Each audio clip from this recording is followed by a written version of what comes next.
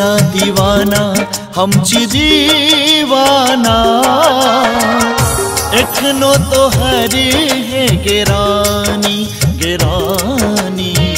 दीवाना दीवाना हम ची दीवाना एखनो तो हरे है गिरानी।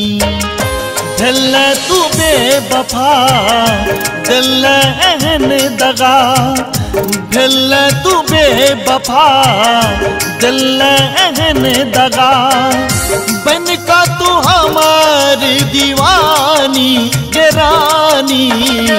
दीवाना दीवाना हम ची दीवाना एखनो तो हरे है गिरानी गिरानी।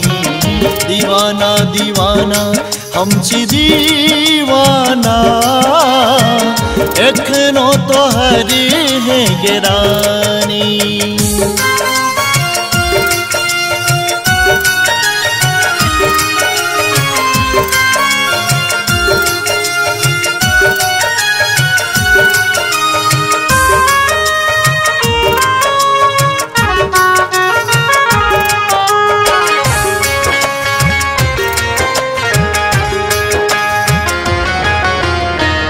केले बदनाम सगरो प्रेम के हमर कहन प्रीत लगेला। प्रेमक बात ता प्रेमी बुझै छै तू प्रेमी ने बन सकले। जत्ता बसलियो तोरा केले ओकरे टुकड़ा टुकड़ा जत्ता बसलियो तोरा केले ओकरे टुकड़ा टुकड़ा। कहबई ककरा कहानी गिरानी। दीवाना दीवाना हम ची दीवाना एखनो तो हरे है गिरानी गिरानी। दीवाना दीवाना हम ची दीवाना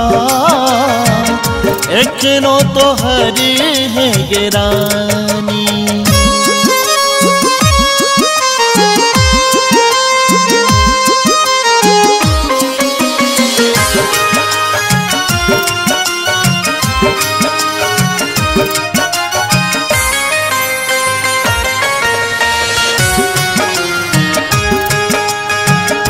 संग जियब संग मारब कहने छले तू संग शपथ तू खेली।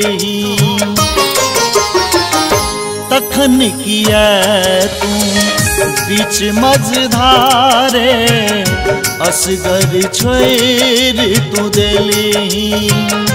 हम जे देखलिए सपना तोरा बनायब अपना। हम जे देखलिए सपना तोरा बनायब अपना। रहब संग दोनों परानी गिरानी।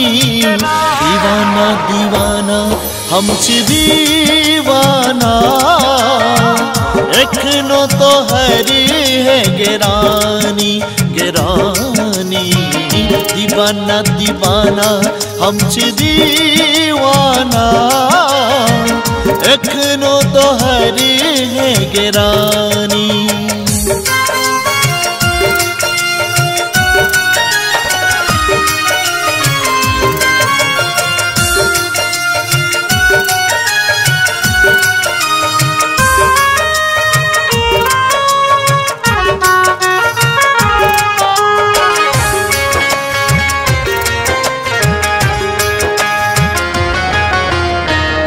बनल दीवाना तोहर एखनो शैलेंदर तोरे लगीत लिखे छो।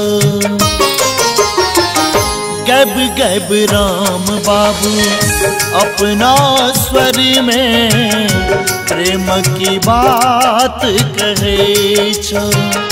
हमरा सो प्यार के दोसर के यार भके। हमरा सो प्यार के दोसर के यार भके रही है तो खुश दिल जानी गरानी। दीवाना दीवाना हम छी दीवाना, एखनो तो हर है गेरानी गेरानी। दीवाना दीवाना हम छी दीवाना, एखनो तो हर है गेरानी। Presenting by Shyama Music, Benipur, Darbhanga।